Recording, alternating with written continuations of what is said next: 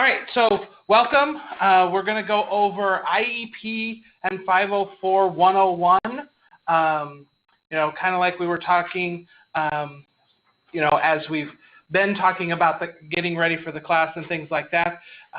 Some of you may have some knowledge about this and have some burning questions. Ask those as we go through. My plan is kind of go through the slides and talk about things for hour and a half. I want it to be interactive, so ask those questions as it comes up. But then my hope is that we have a chunk of time at the end to be able to talk specific to any questions that you came with of, hey, I've got this scenario, that kind of thing. So we are going to go through, and by the end of the evening, we will cover these it's three topic areas, and then I'm going to give you, and you'll have it in the handout, some good contact or resource information. So we're going to talk about eligibility. We're going to talk about what is kind of the 504 IEP, those type of things. What are the meetings? Who are some of the roles? What role you serve? Those type of things. And topic near and dear to my heart, complaints. Love complaints whenever it comes to this issue. So first question is, who am I and why in the world am I qualified to stand up here?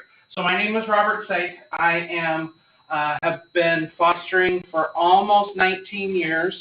Heather and I are the proud parents, adoptive parents of 15 children. We have 13 of them in the house as we speak. Of those 15, we've got 7 IEPs, 2 504s. So 9 of the 15 are on some type of a plan. I've maneuvered through 2 successful child complaints and a due process complaint over the years. So all of it is kind of self-taught. Yes, I was brought up in a home where my dad was a principal and a special ed coordinator and all of that kind of stuff. So I've been around the lingo forever. But from a parenting perspective, it's all very much self-learned, researched, and so I'm going to give you here's the legislation and the rule, and then here's how it works. So I'll be able to talk to both of those. Okay? So one of the things that is a common difficult piece is, when do you do a 504? When do you do an IEP? Should you do a 504? Should you do an IEP? Should you let the building do it kind of on their own? Do you let the teachers kind of take care of it? And it's a balancing act. It really is. A lot of times you'll encounter people that will say, I don't want my kid labeled. I don't want to do the testing. I don't want to do that because I don't want them to have a label, because I don't want them to stand out. My perspective is, when you do get them labeled, it opens up a huge amount of resources and other things that help them be successful in the classroom. And your child should never experience anything different in the classroom. And if they are, if they feel like less of a person because they have an EP or a 504, then there's a whole different conversation that we need to have with that building, because they should feel very supported and that type of thing with this. But it is a balancing act on trying to do that. And one of the things that we'll talk about throughout the evening is kind of what each of those different things are. Okay? So again, interrupt me. We might take a break depending on how we're doing. The restrooms are right outside, so don't hesitate if you need to go. Just step out, that kind of thing. All right. So the differences between 504 and IEP. Okay. So we'll start with the 504 process. We'll start with the 504 definition. So the 504 is part of the Rehabilitation Act of 1973. It is part of the civil rights kind of statute of laws. So it is, in essence, protecting a student with disability. So they created this in order to, in the school setting, how do we protect them and not discriminate from that perspective. IEP is under a completely different set of statutes, and it's Individuals with Disabilities Education Act. So you'll hear them talk about IDEA. Okay, so that's the Individual with Disabilities Education Act. The distinction there is someone, a child or an adult, but someone can have an educational disability and not have any medical diagnosis. Okay? So one of the questions on the pretest was, which of these require a medical diagnosis? And the answer to that is, it's the 504, okay? And IEP, you don't have to have any type of medical diagnosis. Now, don't change your answer, because we'll have a post-test. But the IEP, you can have, the criteria there is completely outside of that medical realm, okay? 504s are much more general in nature. So things that would also be under 504 may or may not impact their educational ability. So asthma. If you have a child with asthma, they qualify for a 504. If they need an inhaler at school, they qualify for a 504, okay? Because a school can say, or a teacher can say, I'm not going to give you access to that inhaler. Now, the majority of teachers, if you take an inhaler to them and take it to the nurse, they're going to do what's right for the kid. And if they have an asthma attack, they're going to get them their inhaler. But they don't legally have to if there's no 504 in place. So asthma, diabetics, if they have to go check their insulin levels or sugar levels, anything medically related would qualify under that 504 perspective. And again, I err on that side of get it in place. That way you don't have to run into any problems with a particular nurse or someone being, let's say your normal nurse is on vacation and you have a substitute, they don't know what's going on, that kind of thing. But you do need some type of medical diagnosis. It can be from the pediatrician. It can be from a psychologist or a psychiatrist. So those I put that into a medical diagnosis as well. An IEP, we'll go into what those qualifications are here in just a minute. But there's lots of different categories that is there. And for an IEP, you have to be able to prove that there is an educational impact, okay? So in many times, asthma, I'll use asthma as an example, a student will likely not have an educational issue. Like, they're not going to fail their grades because they have asthma. Okay, that's not going to impede their ability to learn. Things like autism, things like traumatic brain injury, you're going to have a medical diagnosis, and likely you're going to see some type of educational impact. Okay, so that, again, this is where that teeter-totter comes in, is some things you can qualify on both. Okay, we'll talk about it. Actually, it's on the next slide, but we'll kind of talk about that continuum of where you make or where you qualify and that type of thing.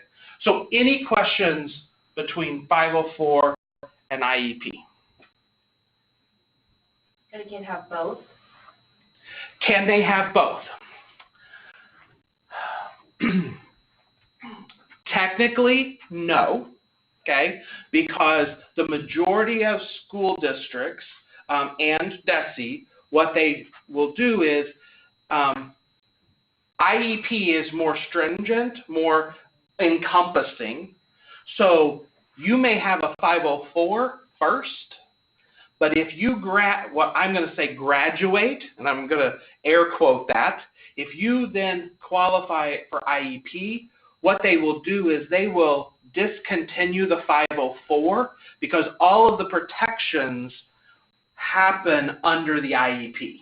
Okay, so you only have one of them at any given time, but when you have an IEP, in many cases you could qualify for a 504 if they ever closed out the IEP.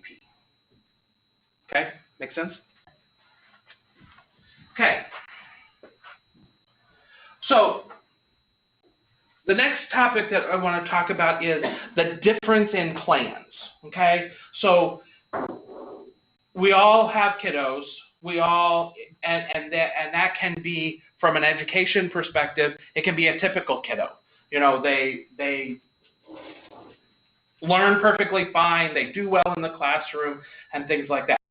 You hear those teachers talk about, well, I'm going to develop a plan. I'm going to develop a Title I plan. I'm going to develop a plan to get them reading better or math, you know, learning their math skills better. Each of the different settings, 504 and IEP, they have plans associated with them. You will encounter, and I can confidently say you will encounter, because I have yet to find a building or a school district that doesn't follow this mindset. They're going to work really hard to not have you qualify for an 504 or an IEP, okay? Because there's a lot of paperwork to it. There is a lot of hoops that they have to jump through. It's a lot of extra work, okay? So if they can keep someone out of that for a long time, they're going to do that, okay? Now, it is not because they aren't thinking about the best interest of the kid, okay? So, but most of them, they will talk about and implement a building plan. Now, that is different for every single building and every single district. Sometimes I've heard them called success plans. I've heard them called building plans or SAT teams, like a strategic intervention team. Plan. There's all kinds of different labels they will use that. But those are what I call building or district plans, okay? So those plans are not protected by any type of statute, okay? They can be changed at any time. You as a parent do not have to be involved with them. They can put something in place, they can take something away. There's no protection from that perspective, okay? There's also, because there's no protection in that, there's also not any compliance requirements. So if they do it, great. If they don't, great. And there's nothing that you can do about it. So let's use the example of asthma. You've taken in their inhaler. In a building plan, the fact that you've given it to them and the nurse puts it in her drawer, they're in compliance. So if they never let your child use their inhaler, there's nothing that you can do about it because it's just as a building plan. Okay? Now, you put a 504 in place and they don't let your child have their inhaler, there's all kinds of stuff we can do about that, and things like that. So at a building level, they can change that and things like that. So we move into the middle category. That's the 504. We have a medical diagnosis.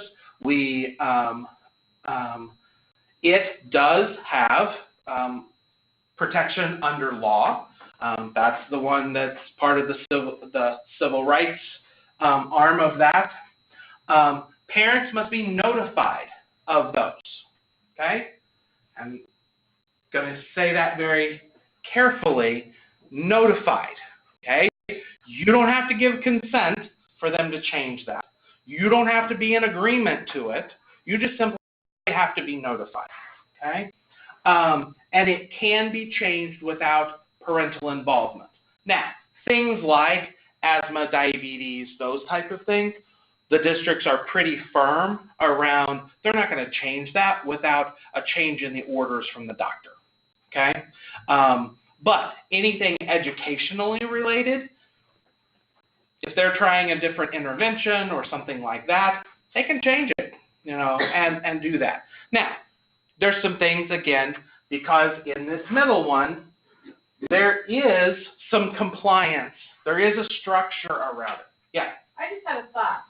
So if a kid needs a lot of breaks to get their energy out, and you have a doctor that says they should have a second PE so that every day they have a PE because they have a lot of hyperactivity, Yep. Do you think the school would abide by that if it was part of a 504? Absolutely. So the question is, if you have a doctor recommending more physical activity, which would be like a second PE or that type of thing, if they write that, then that should be covered as part of the 504 plan, and then they would have to do that. Okay? Now, I'm also going to kind of add to that, you don't have to have a doctor recommend that for them to include that in the plan, okay? Whether it be in the 504 or the IEP, okay? So one of my kiddos, sitting right back there, that is exactly what we do, okay? At the elementary level, he had 1 or 2 recesses, okay? And so that was perfectly fine. He got to the junior high level, and holy cow, he was running crazy by 1 o'clock in the afternoon, okay? So as part of his IEP, what we did is we said, you have your normal PE mid-morning, okay? And then you have an incentive PE at the end of the day. And if you have stayed in class and got all of your work done and done all of that kind of stuff, then you get to go to the incentive PE. And that was worked into his plan. We didn't have a doctor write that in. What we did is we tried it. It worked. And they're like, yep, let's write it in the plan. And so, so yes, you can include that. If they're being obnoxious and not wanting to do that, then we go the doctor route and have them actually write an order to it. Yeah. Okay. So because the 504 is under the civil rights statutes, there's really not a formal complaint process, but you do have protection under discrimination laws, and you can file discrimination complaints.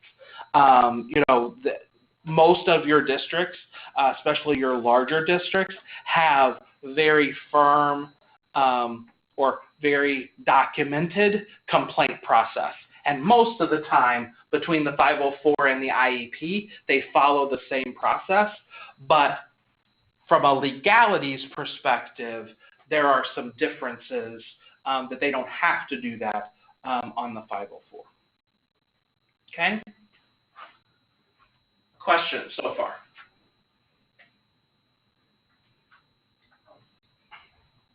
Okay. So then the far right category, your IEP. It is protected by law and statute. Okay? Parents must be notified of any changes. And I put that in there, and I'll go ahead and read the next one. An IEP cannot be changed without parent involvement. Okay? Now, the way Missouri Department of Elementary and Secondary Education does their guidelines are that they cannot, on an IEP process, they are not supposed to exclude you as a parent unless you are failing to cooperate. Okay? So let me explain that. If they've identified a child needs IEP services, they let you know, they say, hey, we think that he needs to be tested, he qualifies and does this, we want these services in place. If you as a parent say, nope, not going to do it, or you just don't respond, okay? You refuse to go to the meetings, you don't do it. They're supposed to schedule a meeting, you don't show up, schedule a second meeting, you don't show up. At that point, they can say, you're a non-cooperative parent, we're going to put this in place regardless of what you as a parent say. Okay? Then at that point, they're just going to simply start letting you know by mail what they're doing in the classroom. Okay? So as long as you're staying involved and being a part of that process, then you are a required member of that team. And so if they say, I'm going to have an IEP meeting on Monday, and you're not available on Monday, you say, can we reschedule it for Tuesday? They've got to reschedule it because you're cooperating and you're participating.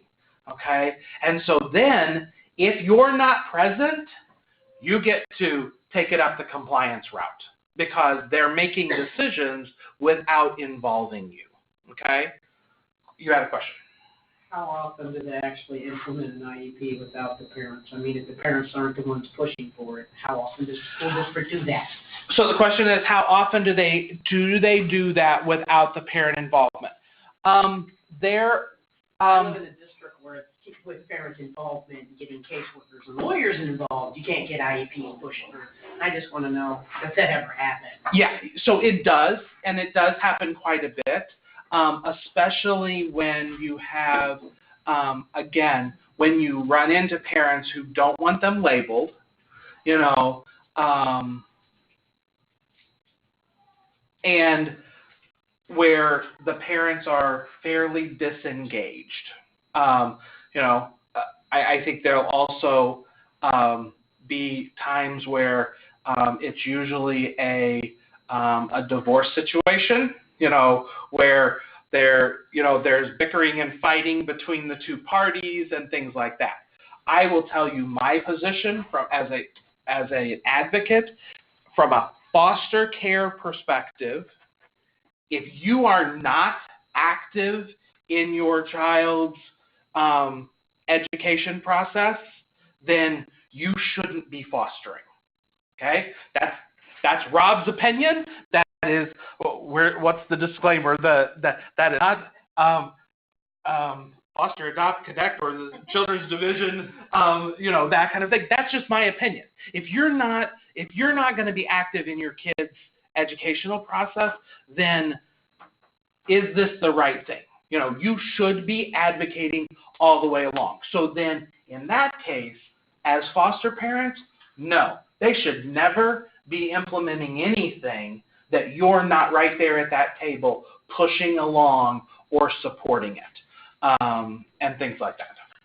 And wouldn't there be instances where a child having an IEP would be beneficial to the school because giving that child certain provisions would help their test scores? Absolutely. So it helps their test scores. The other thing, kind of as you go through these three kind of options, and again, one of the things that you can get if you have a child with an IEP is you can get one-on-one adult assistance. You can get a para, okay? Well, you can't, the district will get state and federal funding for that para. It doesn't cover the whole thing, but they'll get some reimbursement for that. Okay, they can't get it at the 504 level. They definitely can't get it at the building plan level. Okay, so if you're at a point where they want to have an extra adult helping out with your kiddo, then yes, they're going to help you get to that IEP point as much as they can, because that opens up more funding. It opens up more resources. Another thing from a 504 to IEP perspective is a child with an IEP can get what's called pull-out services. So they are then taken to a special education teacher. So if their deficiency is in math, they would go to a specific special education teacher that focuses on math. Okay, well, a 504 student doesn't get to do that pull-out. Okay, they may need it in order to pass, but because they're only qualified under a 504, they don't get to do those pull-outs. So that's where the district will help you along the way, especially when it opens up other things. Okay? All right, so from an IEP perspective, the next slide talks about the different ways that a child can be classified. And we're not going to spend a lot of time talking about this, but there are all of these different, and I'm going to call them labels, that we use. Now, it will be somewhat confusing when you're in the meetings and when you're doing this, because this label, again, is the educational label. So it may not sync up with the medical diagnosis or the therapeutic diagnosis or things like that. But you could do autism, emotional disturbance, intellectual disability. You have also your visual impairment. You have your deaf, your blind, your multiple disabilities. One of the generic catch-alls is called other health impaired. A lot of times those are your ones that you have a medical diagnosis, they had a 504, they don't fit in one of these other categories, they'll use that other health impaired. You can qualify in multiple of those. So like Cody, one of my kiddos, he is under language impaired and autism. Okay, so he qualifies in both of those areas. When he originally,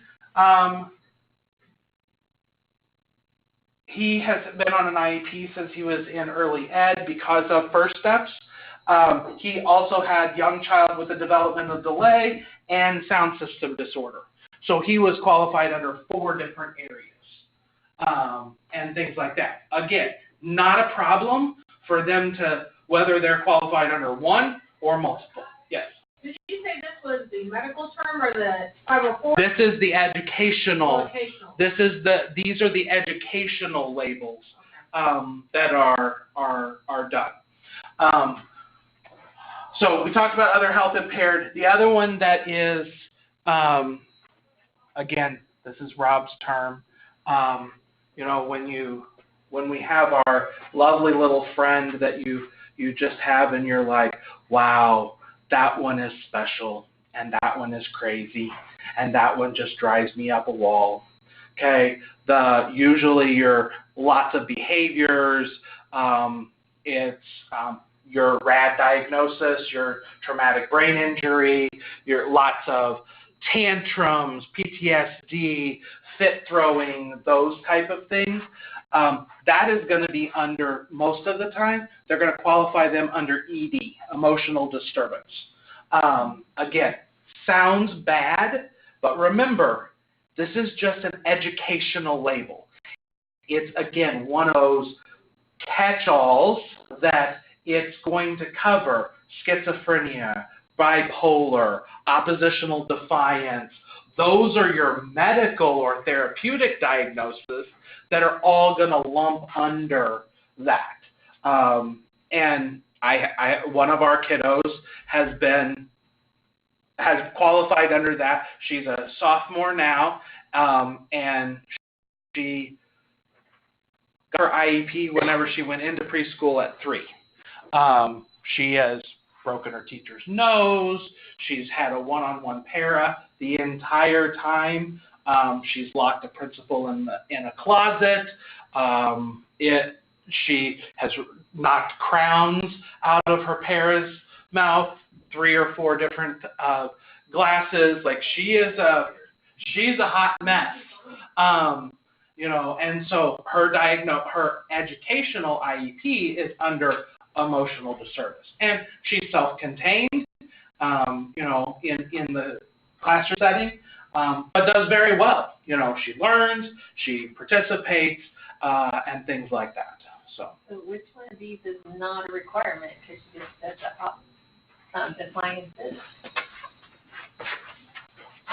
Okay, so what is not an eligibility requirement? So oppositional defiance is not on this list. Oh, but it could qualify under emotional distress. That's correct. Got it. Okay. So because oppositional defiance is the therapeutic or medical term and diagnosis, whereas it is not one of these. Okay? A good question.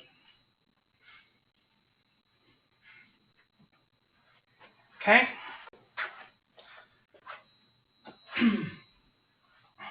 All right. So, eligibility, the keys to approval.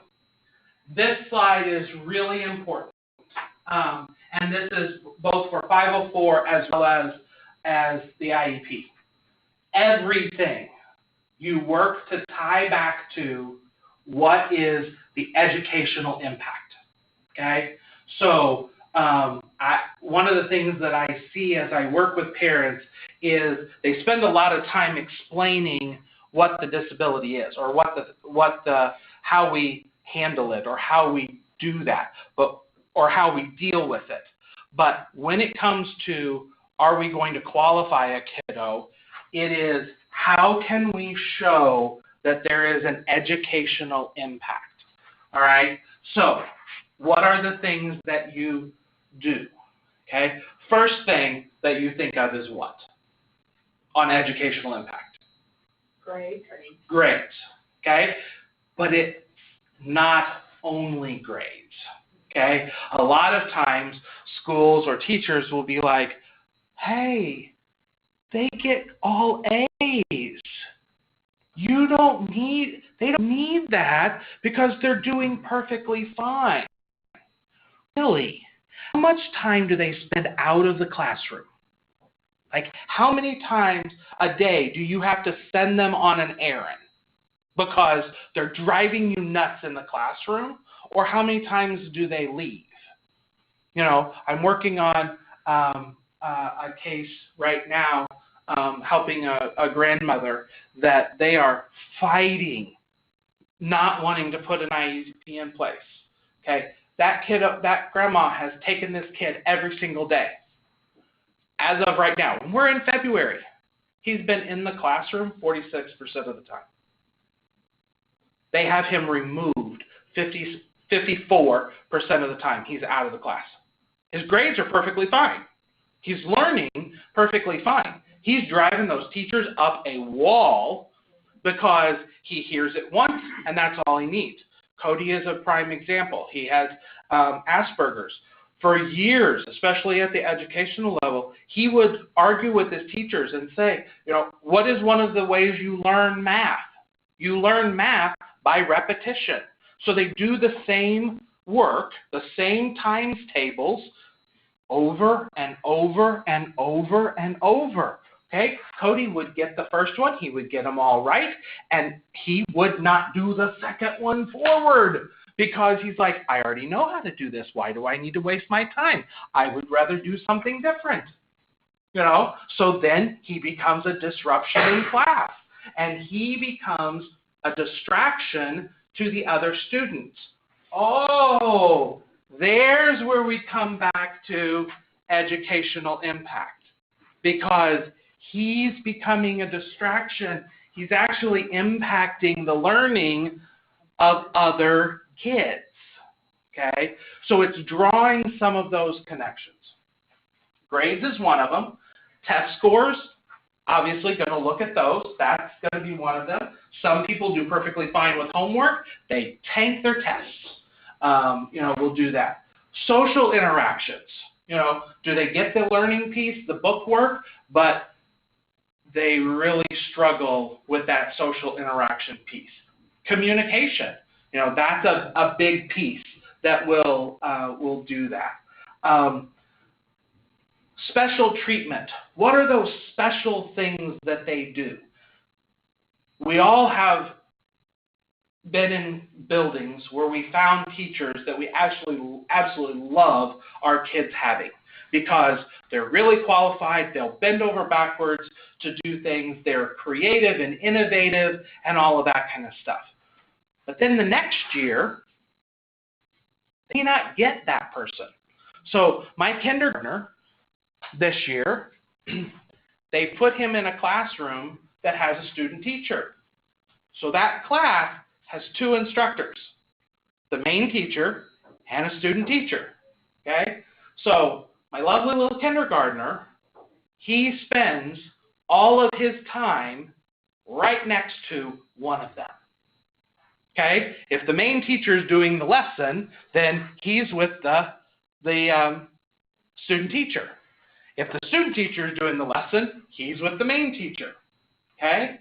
So part of my process is, okay, guys, that's working great this year, but we don't know that next year he's going to be in a class that has two teachers. So we have to develop that plan. We have to look at what that is. And buildings will say, but we do that for all of our kids. We do that for everybody. Really, write it down. If it's not written down in your policy manual or your student handbook or those kind of things, then get it in a plan. You know, get it in a 504 plan, get it in an IEP plan, and things like that. So we take everything back to what is that eligibility going to look like. Okay? So some other questions that you want to ask, and moving through the 504 and the IEP process, an important thing is data. So collecting the data around it, because you will be amazed at how much the schools don't necessarily understand the frequency that they're doing it. Okay? They just think, okay, that's not a problem, I'm just going to do it. But if you can get them to actually start tally marking things or counting, I want you to pay attention. How often is he out of the classroom? How many times do you have to get a custodian to come get him and take him on a walk? Or how many times?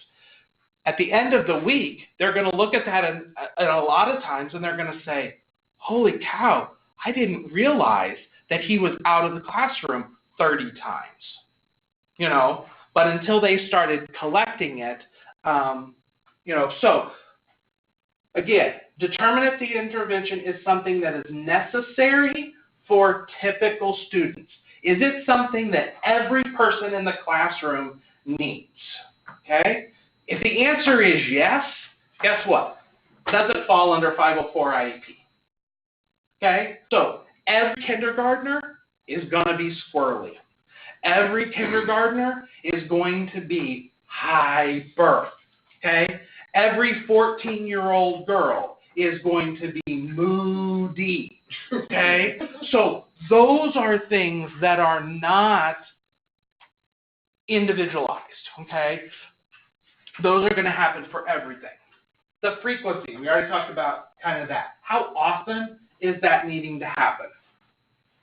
I'm going to skip the third one, go to the last one. What is the outcome if the intervention is not performed or followed well? Okay? So what happens if you stop doing it? So in my example of my kindergartner, what's going to happen when there's not two people there? Okay? What happens on those particular days? So one of the things that we do with my son is he will put a weighted backpack on, and he will carry a weighted backpack between classes. Okay? If he doesn't wear that weighted backpack, in the next class, they've been able to document that he will leave the classroom within 10 minutes of the start of the class, without fail. Okay? So from that perspective, so we got to the junior high, the middle school, and they have the policy that you cannot have backpacks. Okay, well, you took his backpack away, and every single class, he's leaving 10 minutes in. So give him the weighted backpack. Okay? So it doesn't have to be his backpack. You know, you don't want him to carry, you want to do it. Okay, zip it shut. Put the books in it, zip it shut and sew it, so there's nothing in it. They can't hide any contraband. They can't put a bomb. They can't do any of that kind of stuff. You create it. They did that, and lo and behold, he stays in the classroom. Okay? So that we draw back to what happens if you stop it. Okay? So that's another important piece. The third one here is really an important one related to especially those learning things and test scores. So I think, I'm not sure which one I heard that said getting really smart, failing grades. Okay? So a lot of times what you have to look at is from an IEP perspective, that learning gap from what their ability is and where they're performing has to be the proper distance. Okay? So one of the things as you're going through an IEP, they'll do an IQ test. Okay? So they'll be able to see where should they be performing. Okay? And then, are they performing at that level? And if that gap is too big, then under that qualifications, back a couple, they may qualify under learning disability. Okay? They may qualify under a language impairment because that's where you see, wait a second, they have the ability to read, and they know their English words, they know their sight words, they know their spelling words, but they have a processing disorder. They can't put those two things together. So their performance when it comes to that is very, very low. Okay, so that is another piece that will be there, especially when you get into that IEP stuff. Okay? Okay? Things that you may not consider as interventions. Because again, one of the things that we talked about is how often do you have to do something that every other student doesn't have to do, okay? So those things can be medication. If you have to give a kiddo some type of form of medication to keep them calm enough, whether that be like a mood stabilizer, an ADHD med, anything like that, they're likely going to qualify, okay? Not a guarantee, but likely, because not 100% of students require medication to be able to manage in the classroom setting. And we're on IE right now? IE or 504. Oh, we got it. Yeah. So again, this is things that you wouldn't, as I've encountered and helped other parents, they'll sometimes argue with me to say, medication is not, that doesn't impact the learning. If it's ADHD meds, you take them off of that, and you see what happens. You know, and I'll tell you, my lovely 6th grader, I was fighting the school. They're like, nope, doesn't qualify, and finally I was like, okay, you realize what you're asking me to do. So I worked with the doctor. We took him off of his ADHD meds. Okay? He lasted a day and a half. A day and a half in, and they kept saying, we don't have enough data. We don't have enough data to show that there's an educational impact. Okay, I'll give you the data. A day and a half in. You got to come get him. Oh, no. You're collecting your data. When you tell me you have enough data, I'll come get him, because that's when I'm putting him back on his meds. You know, and that is a very extreme measure, and what I would say is don't ever do that without partnering with your doctor. But we partnered with our doctor, and she was pissed off that we were having to do it, but, you know, we did it the right way, and we did it so that it wouldn't, you know, physically impact him, but they collected their data, and that kiddo has an IEP. So medication. Breaks. Do you have to give them frequent breaks? Do they have, you know, their normal attention span? Is that commiserate with their peers? Is that where it is? Are they constantly needing fidgets? You know, if my wife was here, and I don't know if any of you were trained by Heather, so my wife is Heather, and she would absolutely tell you, and again, if you were in the class, you heard that she firmly believes that I'm on the autism spectrum, you know, with Asperger's and that kind of thing. And you can tell, my hands have not been still throughout this entire thing. I talk with my hands. There's very rarely, even at work, that I don't have something in my hand. I'm fidgeting with something. You know, I have stress balls. I have that kind of thing. So is that sensory fidgeting, is that something that is necessary for that one? Classroom placement. Do they have to be able to, you know, like my kindergartner, you have to be at the teacher's pocket, you know, or Cody, on the other hand, he has to be at the back of the room. The rest of the class is up here. He will be back there, because if he gets in the middle, it's too much. He gets overloaded. It's too much sensory. It's too much stimulus, and he gets overloaded. So does he gravitate to a different place in the room? We as parents, we call it quirks. You know, what's the thing that makes so-and-so successful? You know, those a lot of times are things that you can tie back to educational. Tutoring, special instruction, extra practice, those type of things. You know, kids on the autism spectrum, you may have to put in an accommodation that they don't have to use a pencil, because for kids on the autism spectrum, the sound of a pencil is like fingernails on a chalkboard. Okay? And a lot of have you ever told a kindergarten teacher that the kid needs to use an ink pen?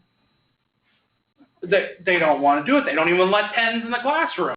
Okay? But if you have a kiddo that needs that because it is that, Cody, if you get styrofoam out, he's out of there. Like, he is out of the room. And it can be down the hall, but he hears it and it just drives him up a wall. So they have to understand that that's not him being oppositional. That's not him being difficult. And you can tell him, sit down, you're not allowed to leave the room, but he's going to go on overload, you know, things like that. So all of these things are things that I kind of want to encourage you to think about. How is that an educational impact? Yes? Tutoring. That in-school tutoring, I get Sylvan tutoring, I'm paying people to tutor, like, what is that? It is all of the above. It is all of the So above. if I have, like, people that help them with science, then I pay, because I that's the way we're passing this semester. Yep. We failed last semester. Yep, absolutely. So any of that Okay. can go under that. Yeah, absolutely. I will. One of my cousins. The only way he could study spelling words is if his mom would put a plate of chocolate chip cookies at one end, and then he would have to sit on this side, and he could focus on those cookies. And that was the only way that he could sit long enough to do his spelling words, you know. And so, and sometimes it would take hours, but a typical student may be able just to practice them once or twice, or not practice them at all, you know, to be able to do that. So any of that is kind of out of typical, you know, and depends on, you know, and some of that you have to ask other people to know, is this typical, or is this age appropriate, is this not age appropriate, those kind of things. Well, it's educational neglect, because by the time they came into foster care, That's right. they've not done one piece of homework. That's right. That is right. Okay. All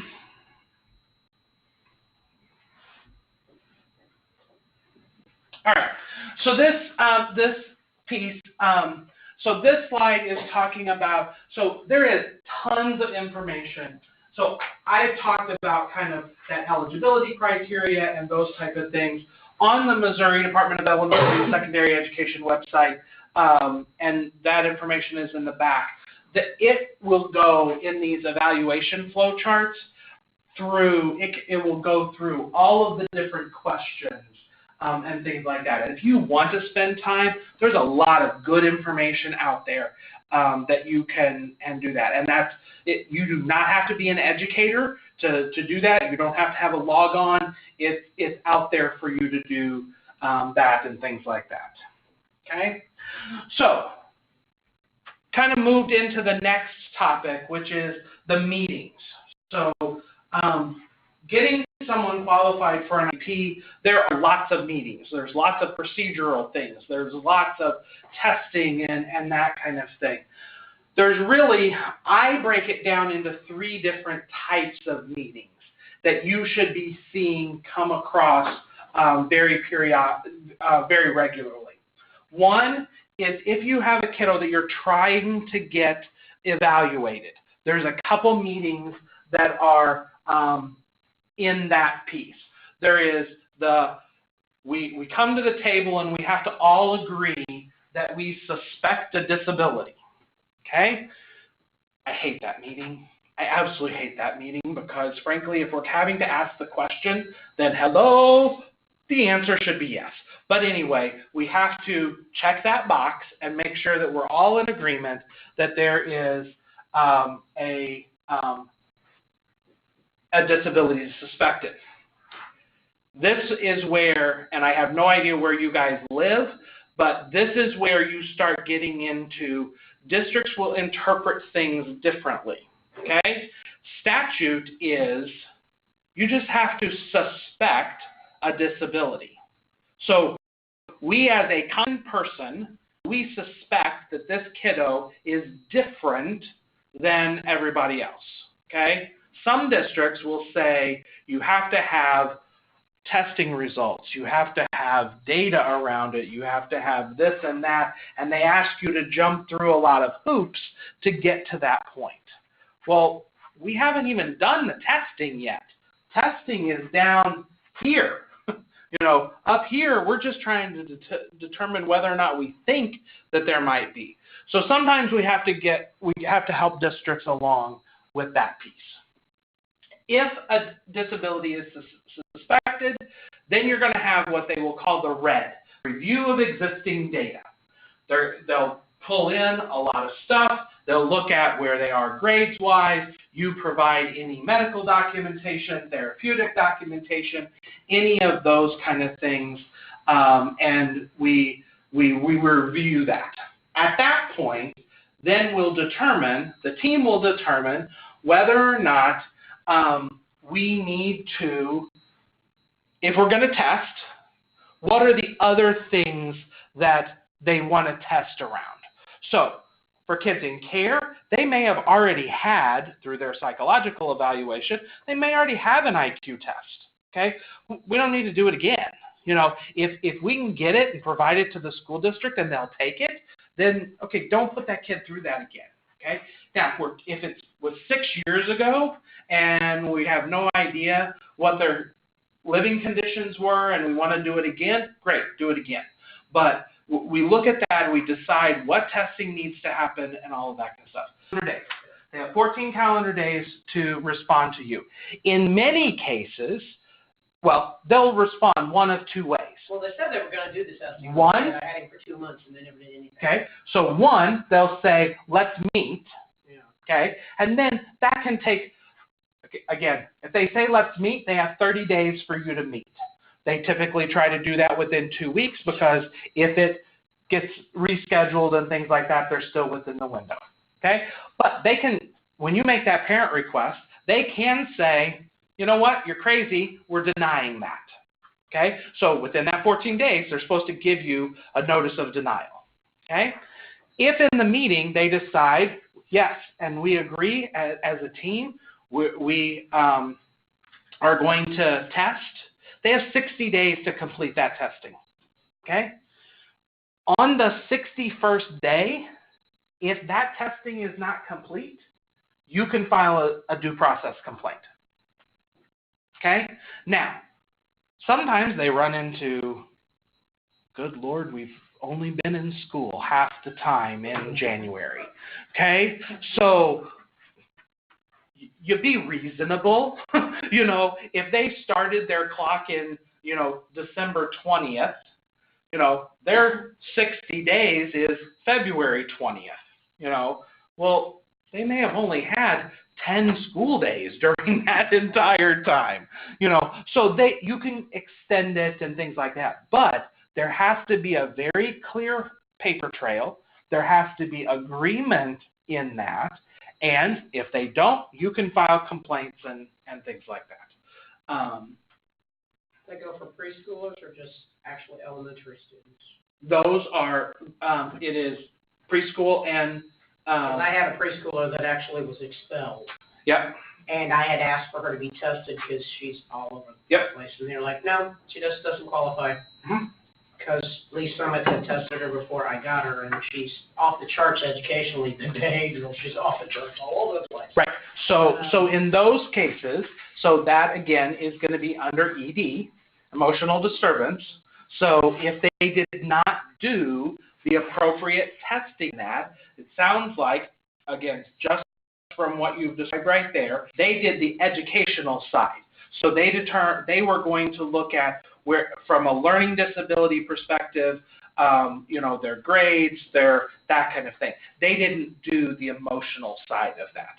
And so, again, that would be where we would go back and we would say we want to request it, because in this portion here is where we really talk about what are we thinking that we're going to qualify them under, okay? Or what do we suspect them qualifying under? Because that will be what determines the test, okay? So then, if you review the test results and everybody agrees that yes, they qualify, then you move into IEP creation, okay? And there's a document and there's meetings surrounding that and that kind of thing. Every year, you will have an annual review. You will review that. You look at progress. You look at, do they still qualify? An IEP is effective for 3 years. So you look at eligibility, you talk about it every year, but it's usually on that annual, or it's on that 3-year review process where they would, it will stay in effect. You can always, as an IEP or a 504, you as the parent, you get to control how often the team meets, because they're obligated. If you as the parent, you make the words, "I'm requesting a meeting," that's a parent request. They're legally obligated to establish a meeting. So I will tell you, when I'm having a difficult time with one of my buildings, the day after a meeting, I request another one. And the day after that meeting, I request another one. Usually at the third one, they say, "What do you need for me to not be having to come back here every 10 days? Okay? Because that meeting takes their time, and things like that. But that's me advocating for that. Now, it's not a meeting just to, check the color of the carpet, that kind of thing. But it's because they're not doing something. But I will request meeting. Yeah. So 2-part question. Yep. What do you talk about the second and third time? And you said every 10 days. So if you make a request and then you make a second request, they have to pull that within 10 days. Doesn't necessarily fall like the next school day then. Is that right? Or yeah, so if I request it today, then within 10 days, we have to schedule the meeting. Okay? So sometimes it's 2 or 3 weeks out, but it's usually within that 2-week window that they're meeting. What do you talk about? You talk about the issue at hand, because a lot of times when you get into those meetings, when you leave the meeting, you're thinking, wait a second, we didn't cover 3 of the topics that I wanted to cover. Or I really didn't agree with that, and maybe they're going to try something, and I let them try it for a day or 2, and then I request a meeting. So, for example, my kiddo that we had to take off medication last year. So, in January 4th, he assaulted a kid in the library. So now, it is part of his plan. He is supposed to be supervised at all times. So the teacher let him go in the back areas of the library. So he assaulted a kid. All right. So he has a suspension. Great. Well, if you're going to suspend the kid because the teacher's not following the plan, we're going to have a meeting. So I requested a meeting. We had our the IEP team convened. We looked at what needed to be modified, how do we need to clarify it, what do we need to put in place, that kind of thing. We made some tweaks. Literally, before they had, because once we have the meeting, they have 3 or 4 days to get me the revised document. Before we had the revised document, he had another suspension because the teacher wasn't keeping him with him as they were going down the hall. So he just starts opening all the lockers and taking stuff out of people's lockers, And so we had just met. We got another suspension. We need to have a meeting, So then what are we talking about? We're talking about then, okay, we have an incident that me as a parent, I think this should have been covered with what we've got documented. But if not, okay, how do we need to modify it? What do we need to do? Because ultimately, this kid needs to be in class learning. So that's where that is. So you're not, filibustering or doing it No. to get on their nerves, but you keep coming back as many times as you need to say, That's right. no, this isn't working. That's correct. Okay? All right. So there's a hierarchy. There's a hierarchy of people that you're going to be involved with. Okay? And I start at the base. We'll start at the base and talk our way up. Okay? So obviously, all of our kids, the base of that is regular education instructors and staff. Who are those reg ed teachers that they're going to be interacting with? Okay? Now, as soon as you get into 504 and IEP, you're going to immediately come into the next two, which is your special ed folks. Okay? Now, some districts, your 504 and your IEP folks are the same people. They fill both roles. In some districts, it's a completely different set of people. Okay? So just be prepared for that. But you have your special education instructors. Those are going to be the ones that are doing the teaching. And then you have your case managers, the ones that are supposed to be making sure that all of the documentation is there and all of their I's are dotted and their T's are crossed and all of that kind of stuff. Okay? Then you get into your administration. That's your building principals. And then you also have your central office staff. Okay? So, don't think that the building principal is the end of the line. No, there are central office staff that are responsible both for the building as well as the special ed process. So those are people that we can engage if we're not getting the results that you want. Then you have district process coordinators. You're in Lafayette County. Your district may be small enough that you don't have a process coordinator.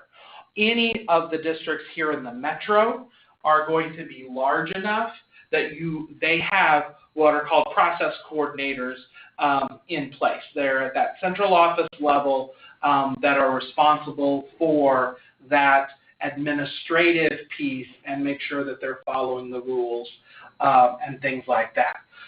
Then you have someone who is the district special education coordinator.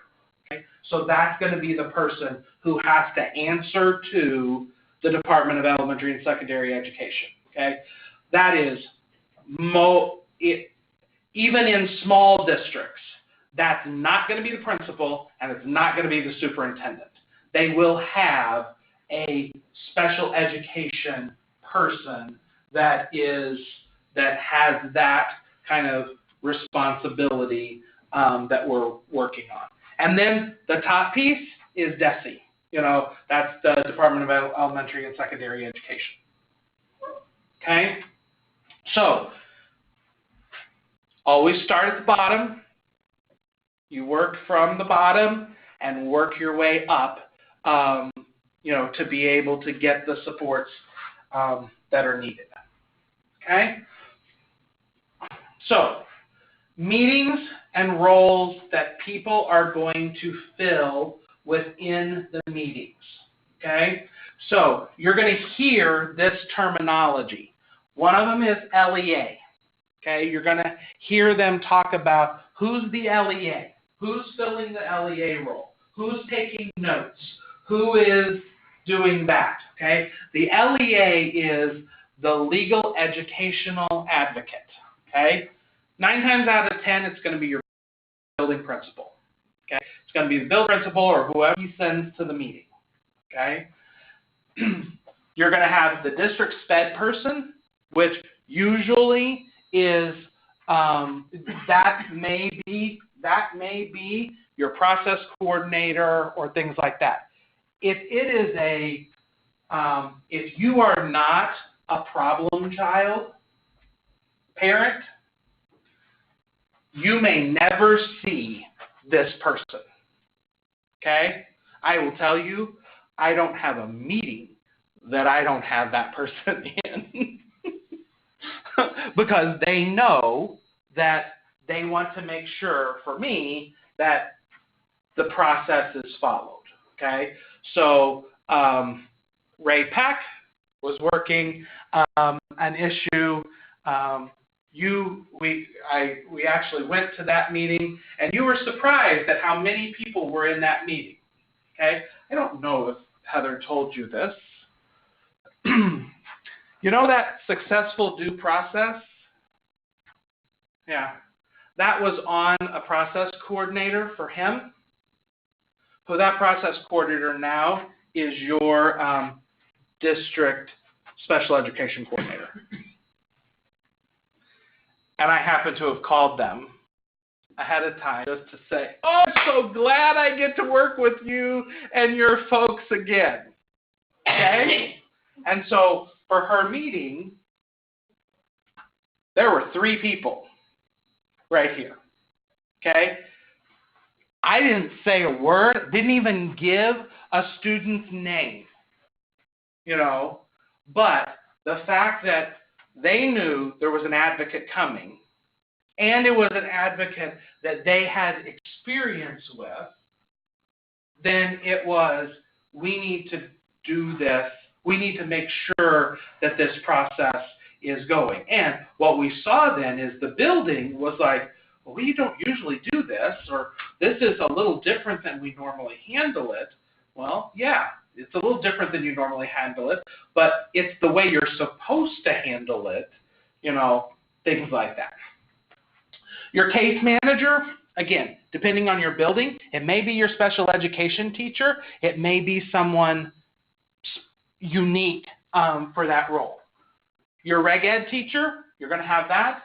The parent and the advocate. You as a parent can bring anybody you want. Okay? You don't have to run it by them. You don't have to tell them. Okay? Now I will tell you, the only person that I have seen them stop a meeting for is if you happen to bring an attorney. Okay? If you bring an attorney, because one of the first things you do in the meeting is you introduce what you're there for. Every time, if you have not told them that you're bringing an attorney, they will stop that meeting right there. Okay? Now, if you're going to bring an attorney, let them know. I'm going to bring an attorney. Even if it's the guardian ad litem or your private attorney, whatever it is, let them know. Then they, most of the time, they will send this district person, they'll send an attorney. Okay? And so they'll just come and attend. Okay? And in those cases, they won't stop the meeting. But if they're caught off guard and it's an attorney, they'll end the meeting. Other than that, You can bring the pediatrician, you can bring the therapist, you can bring the caseworker, you can bring whoever you want, okay? Now, I'm going to tell you, be careful with that, okay? Because the more people you bring to the table, especially depending on who it is, they may try to start working with that person instead of you as the parent, okay? But bring whoever you want to the table so that they can help provide that information. And districts will tell you, well, you have to tell me before you can bring it. And the reality is, no, you don't. You know, now they may, in the meeting, they may say, okay, you brought this person. Here's a release.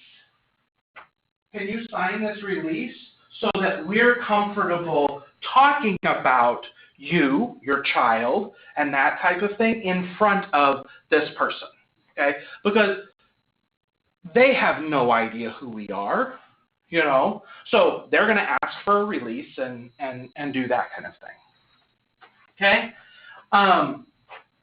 If any of these roles are not present, you as the parent determine whether or not the meeting continues.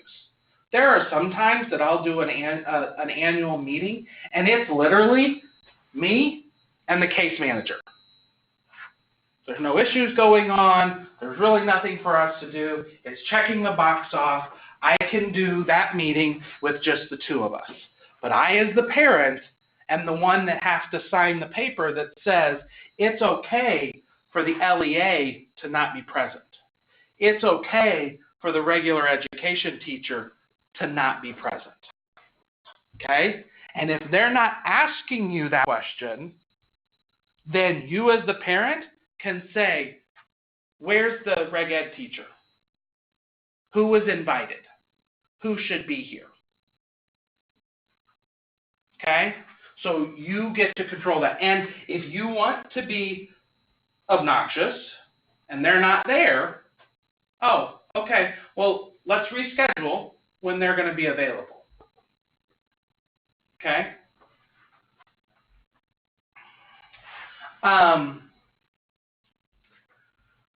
My general rule of thumb, request everything in writing. Even if you don't make the request in writing, like if you're having a conversation with it, follow it up with an email, okay? Because that gives you the paper trail, that gives you the email, it gives you the timestamp, so that on the 61st day, you can go back and say, no, this is the date that I requested it. You know, and I know you got it because here it is in writing, you know, type of thing. I included here, you know, it doesn't have to be lengthy. You know, it just has to be, I'm contacting you regarding my son. I'm officially making a request, a parent request for, what are you asking for? Just put it in there, okay? Use the word, I'm making a parent request, because that will clue them into, oh, crud, they know what they're talking about. They know what they're, you know, that kind of thing. All right. Okay. So from an IEP process, there are two complaint arms. One is due process, and the other is child complaint. Okay. Due process is where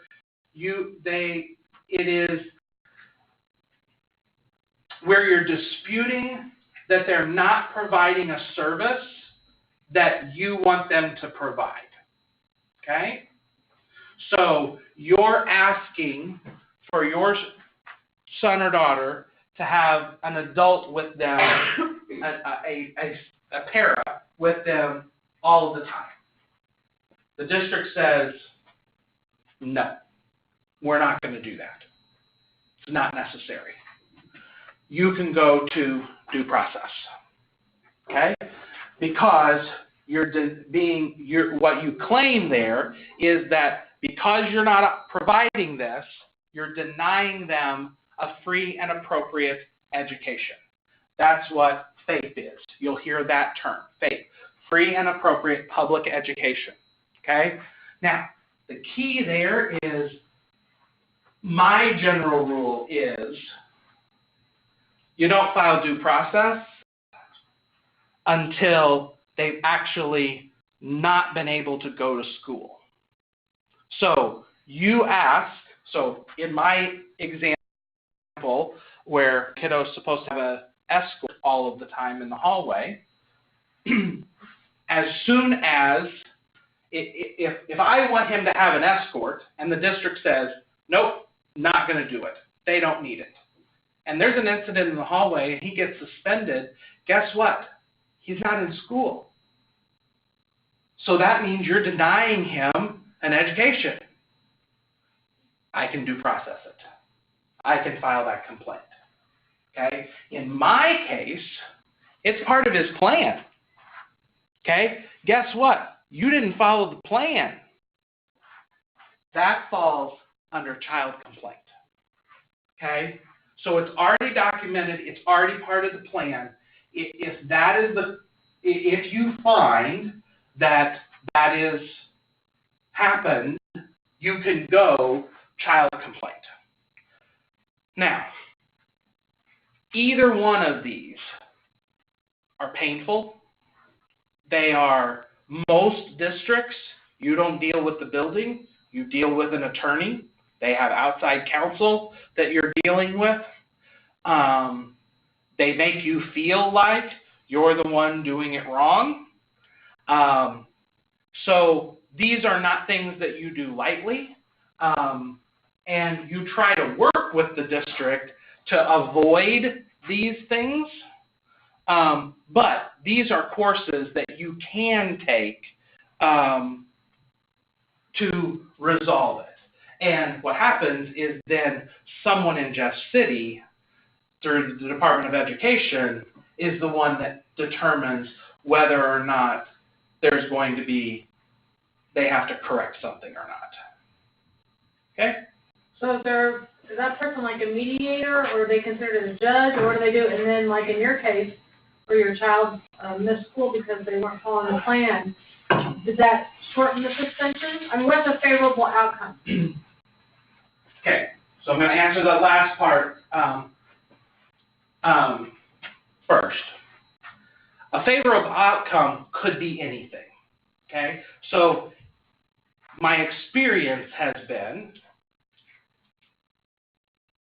if a district, so an incident occurs, there was an assault in the hallway.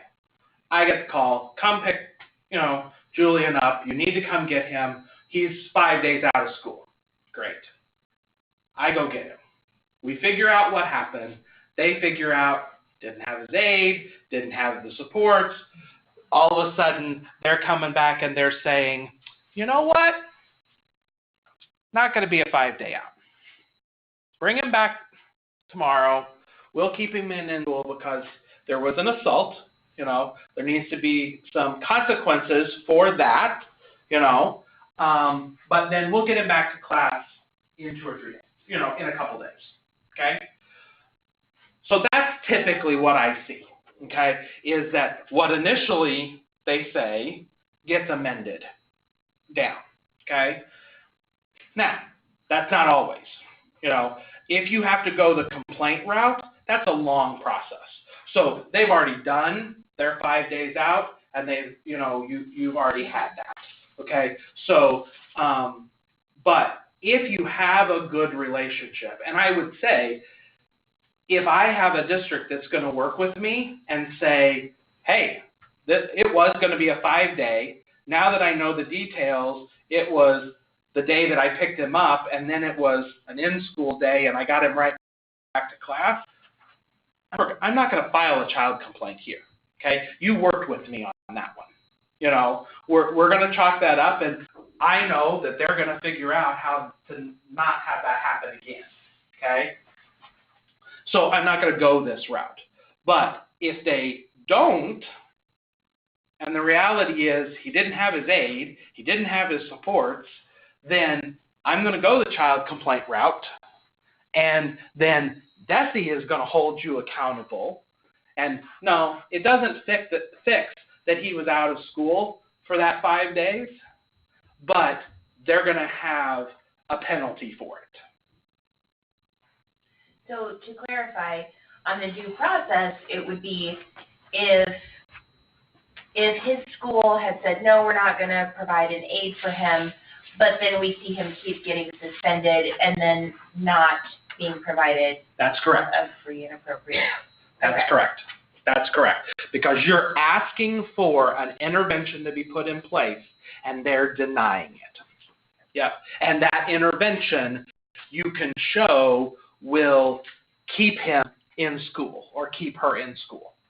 So that, back to my other multi-part question, sorry. Oh. So when you did that, if you do the due process or even the child complaint, is there, and you said because it feels like you're the one who messed up and they have an attorney, blah, blah, blah. It sounds like you go before a third party from the state. Is that right or is that wrong? So on the due process side, yes. Okay. You submit all the documentation, the district submits all the documentation, and there is then a reviewing, they call it a hearings officer that hears the case. And you get to present information, you get to do that. On the child complaint side, you don't have a hearings officer, you have an investigator. And they take all of that information from both sides, and they make a determination, and they do their finding from there. So that just really puts a lot of weight on the point that you made earlier, is follow up with emails, because if you don't have any proof that you requested that intervention, then you would lose in the due process. That's correct. That's correct. And so on one of the child complaints, on Cody's child complaint that I was successful at with Marlena, that's now down there, when they submitted the documentation, his IEP said you are supposed to, or sorry, not Cody's, Lenissa's, she is supposed to have 200 minutes of para support within a week, okay? They only had a schedule set for 195, okay? So they were found out of compliance for that 5 minutes, and they had to go back. They calculated how many minutes they had not served her, and they had to add that to what was happening then in the future. Okay? And boy, were they pissed off because it was a 5-minute error. you know, but it was one of those technicality things, from that perspective. So back on the, back at the DESE website, again, there is, lots of information on the child complaint and due process. All of the forms and all of that kind of stuff is out there. Great information from that perspective. Okay, so here's a few helpful tips. We've talked about some of them. Parents can invite anyone to the meeting, advocates, therapists. We talked about that. It can be neighbors, babysitters. Again, you don't have to explain what they are. I will tell you, I go to a lot of meetings. I am not paid or I am a volunteer here at Foster Adopt. My wife is the director of training, but I'm a volunteer, and I go to meetings to help parents. I always simply say I'm a family advocate. I'm a family advocate, or I'm an advocate for the child type of thing. Parents, foster, adoptive, relative, or biological, should be driving this process, not caseworkers, not guardian ad litem, nothing. If you as the foster parent, you are the foster parent, you should be driving this process. There should not be a caseworker that says you can't sign for an IEP. There should not be a caseworker that says you call me, school, instead of calling the foster parent. Okay?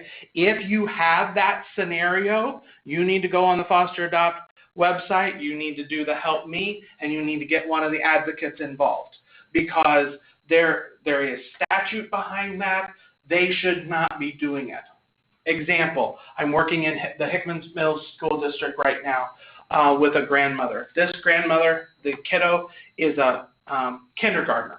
The grandmother has had this child since he was a baby, okay? Caseworker went into school, did the enrollment paperwork, put her own contact information in there, and stood in the first IEP meeting and said, you can't not give him an IEP. We're not going to label him. Okay? Now, that was the last meeting that caseworker went to. Because we got involved and we're like, no. Now, again, I say the difference there is if you have a parent, biological, foster, or otherwise, that's not participating, then someone has to step in and help that kiddo, okay? But in this case, we have a grandmother who wants to drive this process, who wants to do what is best for her grandson, and the caseworker is saying, no, you can't do that, or is a hindrance. So we have to extricate them. Now, the part of that is, do we keep the caseworker informed? Yeah, we sure do. We keep the guardian or CASA or whomever informed? Yeah, we sure do. But that school should be calling you. If there's documentation that's needed, you as the foster parent should be the one coordinating getting it. If you need an advocate, you bring that person and things like that. So if you have players who are trying to push themselves into that process, then go to the website and do the Get Help and get one of the advocates to help make some of that. Especially on the Missouri side, with the Foster Parent Bill of Rights and all of that kind of stuff, prudent parenting, there's several things that we can go to. Now, is anybody on the Kansas side? Okay, so there is one difference on the Kansas side. So IEP 504, federal. Okay, so same type of things on both sides of the state line. The forms will be different, the process is going to look a little different, but it's the same concept. There is one big difference on the Kansas side.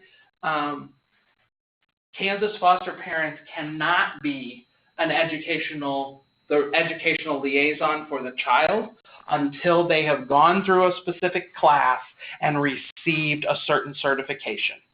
So it's kind of like on the Missouri side, before you can take a medical child, you have to go through that, or before you can take a career level, an elevated needs kiddo, you're supposed to go through at level A or B, so it's similar to that. You go to the class, you get the certification, and you can do it. Now, I'll tell you, it's pretty much the same information that we're going over here, and it's same information that you learn as you parent a student going through a school process. They created it thinking that, hey, foster parents have never parented before. So all of a sudden you're going to be dropped a third grader and they have no idea what they're supposed to do. And so they tell them that you're supposed to help them with their homework. You're supposed to go to parent-teacher conferences, that kind of thing. So that's one difference on the Kansas side. Okay? We talked about the request everything in writing. Again, email it. Just document your conversations. I have been successful in getting things to happen because I'm able to show them, and give them that email that says, here's when I requested it and you haven't done it, or that kind of thing. This is the way we do it. It does not have to be the answer. I have had to say, Okay, this is an IEP. Can somebody tell me what this stands for? It's an individualized education plan. Okay, so don't tell me then that we can't do that, or that's not what we do for all students. Okay, we're developing an individual plan. What is necessary for this kiddo? Districts can enact procedures that are different from DESE, but they're legally obligated to follow those DESE standards. Okay, so they may tell you,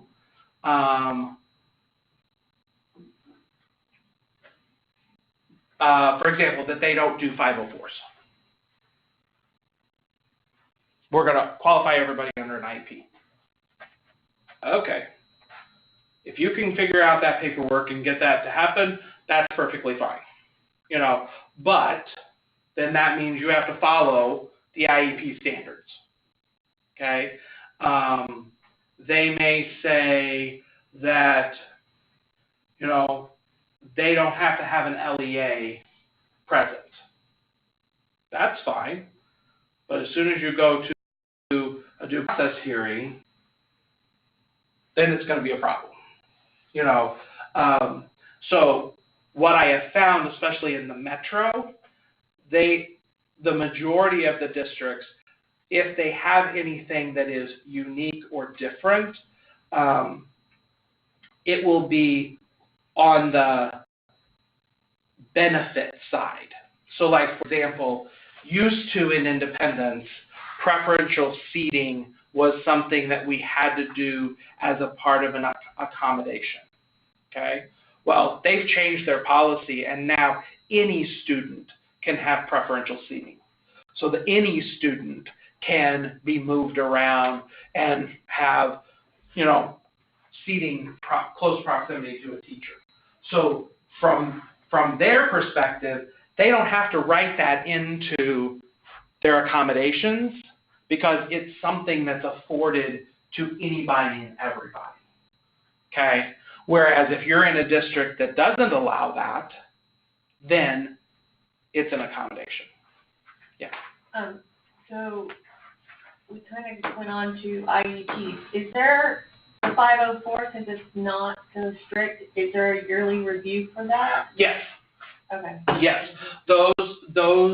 Because I've been told that we'll just roll it over to, you know, like nothing will change kind of thing.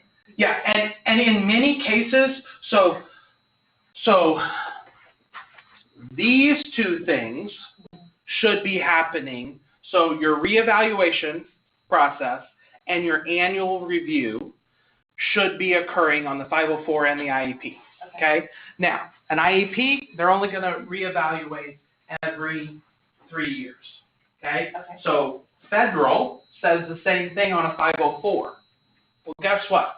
Our district requires the doctor, whoever made that diagnosis, to write a new letter on an annual basis. Okay? So they require it on an every year basis. Okay? So that is more stringent than what DESE or federal is asking you to do. Now, in many cases, if everything's going, so I'm going to use my asthma example. Yeah, we know they've got asthma. We really don't need to meet. Are you okay? Everything is good. We're going to just roll the plan forward. Okay. Yep. But again, you as the parent can say, no, I'd like to meet and revise that. Bingo. When can you schedule it? My thing is similar to yours. From the elementary, everything was amazing. You could leave class, and then we got to junior high, and oh wow. Yep. And so it's taken him a full semester to adjust to whatever junior high is. Yep. And that transition from building to building can be awful. Here in Independence, they have a 6th grade center. So we transition from 5th grade into the 6th grade center. Then we transition into the 7th and 8th grade. Then we transition to high school. So we're doing multiple transitions really quick, and it is obnoxious. But yes, they can have that. And even with the IEP process, so like, again, if it is a diagnosis that doesn't change, there is not a cure for autism, okay? So you have there is not a cure for traumatic brain injury, okay? That is a matter of you had it, it occurred, and there's an impact to that. So even when we get to we're on the third year, many cases, like he hasn't been reevaluated. The last 2 annual reviews, the triannuals, we haven't done any additional testing. We haven't needed it. Now, on my other kiddos who have an education component to it, we do some testing usually about every couple of years to be able to see what do we need to do different with our, with our accommodations, with our interventions, with those type of things. Does the school do the testing? You Yes. have to request the school do the testing. School does all the testing. Okay, automatically. School, not automatically. Not automatically. You have to request it, but they are legally obligated to do that testing. Every 3 years. Every 3 years. Max. Every 3 years. And you can do it whenever something new comes up. Like for example, on Julian, whenever after the second, when he had the second suspension, we had not done what was called a functional behavior assessment, which looks at how much anxiety is he having during the day, how much, what is where does he fall on that scale? So we kicked off that, and we're nowhere even near his 3-year review, but we said, we're seeing something new, and we think that this would give us helpful information, so let's do this additional testing. You can do that anytime at an IEP meeting. How did you find out about all the variety of tests that they have in their arsenal to help you figure out what's going on? Experience. Okay. So for me, it's experience, and I can go into them and I can say, hey, let's try this. The case manager, when you're looking at who is there, these 2 people, the district sped person and your case manager, you're supposed to be able to go to that meeting and say, hey guys, here's our problem. Here's what we're trying to overcome. Is there an evaluation that we could do that will give us insights? And they are supposed to then know what that arsenal is. And if they're not helping, then call Desi. The case folks there will make suggestions. And one of the things that we'll get to here is there is a hotline for it's a hotline, but there is a staff of 6 supervisors in Jeff City that they answer the phones all of the time. I will tell you, I have never got put on hold when I call them, and they've not immediately picked up the phone, okay? And I can ask them whatever random question that I want, and they will give suggestions. They'll talk about different tests. They'll talk about any of that, and that's anybody, any parent or educator can use that. Okay, and I've gone then back to it. Hey, just talk to Desi. They recommended this, or they suggested this. Have you even heard about it? And a lot of times, the caseworker will say, I've never heard of that. Let me go talk to somebody. And they will